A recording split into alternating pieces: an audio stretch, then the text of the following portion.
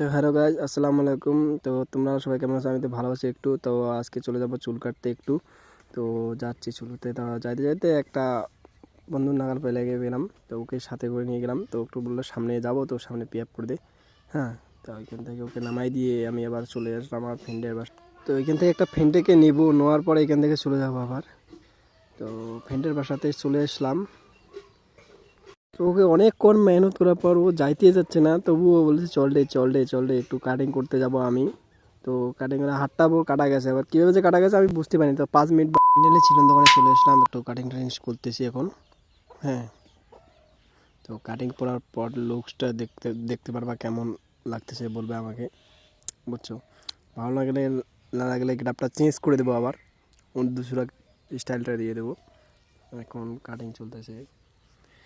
তো কাটিং শেষের লুকসটা কেমন লাগতেছে আমি একটু ভাবসাব নিতেছি, বুঝছো? বলতেছে এত ভাব নিচ্ছিস রে, একটু স্টাইলটা কাজ দিতে আসি।